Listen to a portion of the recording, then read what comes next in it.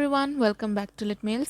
आज के वीडियो में हम कवर करने जा रहे हैं शिव के कुमार का poem Indian woman. Before we move on to the poem, just a little bit introduction about the author. Shiv K Kumar यानी शिव कृष्ण कुमार, वो एक इंडियन इंग्लिश पोएट थे, novelist, playwright, short story writer also.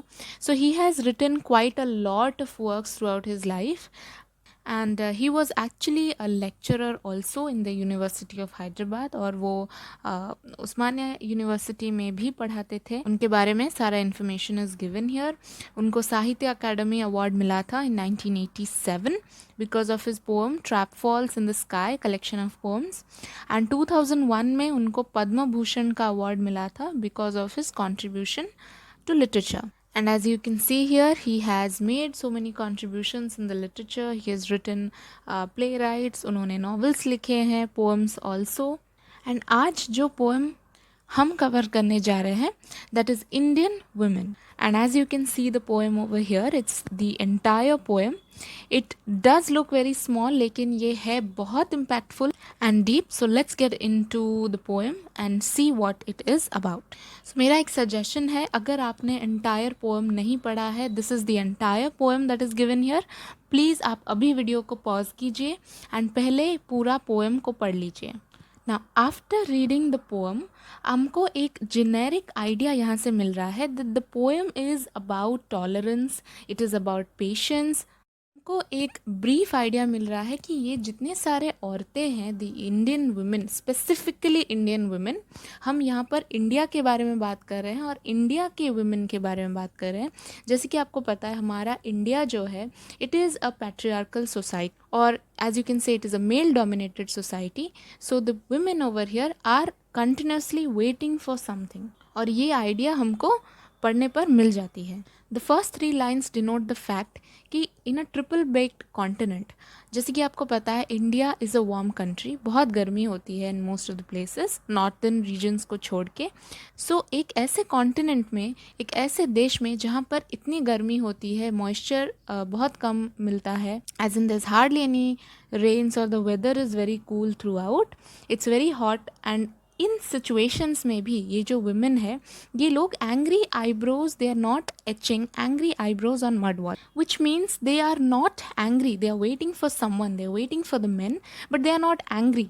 इन फैक्ट इस ट्रिपल बेक्ड कंडीशन में, इस गर्मी में भी they are sitting so patiently. As it follows with the next line, patiently they sit like empty pitchers on the mouth of the village well, pleating hope in each braid of their Mississippi long hair, looking deep in the water's mirror for all moisture in their eyes. Now, अगर आप एक typical village scenario यहाँ पर सोचेंगे तो हमको किस तरह का आइडिया मिलता है. एक typical rural scene, Indian scene, जहाँ पे औरतें जो पिक्चर्स है मटका लेकर बैठी रहती है वेल के साइड में, और they go to the rivers, they walk long distance to collect water, and that is where they meet other women.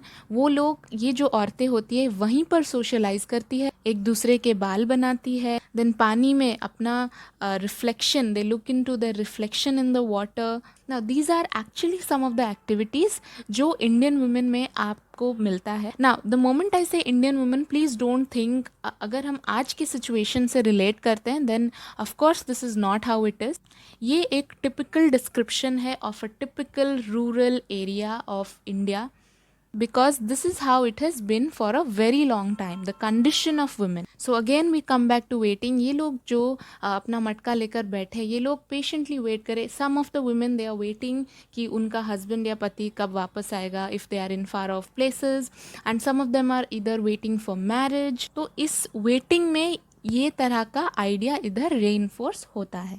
और यहाँ पर मिसिसिपी लॉन्ग हेयर क्यों बोला गया है? Because Mississippi is the longest river in USA. You can see the picture here, it is located here and it is known as the longest hair. तो उसका comparison, इस लंबे longest river का comparison hair के साथ किया गया, means their hairs are very long, and as you must have seen, Indian women love their long hair, so they are braiding each other's hairs, and these are usual things that women and girls do with each other. These are the activities they like to sit around, gossip, dream of either being married, अपनी शादी की सपने देखते हैं, या बहुत सारे hopes होती है लड़कियां की, औरतों की. So this is about that, and moist with tear, ये जो मॉइस्चर है ये ज़्यादातर आँखों में होती है, which is pretty obvious. Indian women are sensitive in a way, they are thinking about themselves, they are thinking about the families. तो अपने आँखों में जो मॉइस्चर होता है, जो आंसू होते हैं, even that is visible. Next we have with zodiac doodlings in the sands, on the sands, they guard their tattooed thighs. This is also a very common practice. Zodiac जो है हमारे राशि, फल etc. It's these zodiac signs. और इसको वो doodle करते हैं, मतलब सैंड में ड्रॉ करते हैं. इट्स यूजुअली इसको बोला गया है as an act of drawing, यानी वहाँ पर बालू होता है, सैंड होता है, सो they try to draw whatever comes to their mind to guard their tattooed thighs. इसीलिए बोला गया क्योंकि again it's a very common practice. आपने देखा होगा ज़्यादातर in rural areas women get themselves inked, and in fact they have ink all over their body. It's a very common practice. Then we have waiting for their men's return till even the shadows roll up their contours and are gone beyond the hills. So here we come to the conclusion, just like we have discussed before, एक generic idea हमको ये मिलता है that these women, ये लोग patiently wait कर रहे हैं for their men to come back. Now we don't know which men they are talking about. It's either the men जिनकी शादी हो चुकी है and वो लोग कहीं और काम कर रहे हैं, or we are talking about the men who work throughout the day and come back later at night. However, whatever the difference might be, इस पोएम के थ्रू से the idea that we get here is that women in India as described in those times, जब शिव कुमार ने लिखा था, they were not very independent. उनका status बहुत male dominated था and they had very less activities to do, and at the end of the day this is what they were doing. They were simply waiting.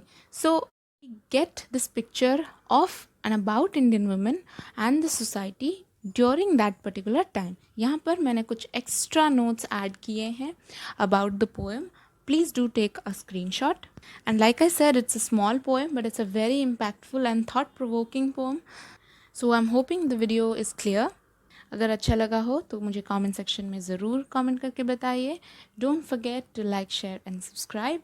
And I will see you in my next video.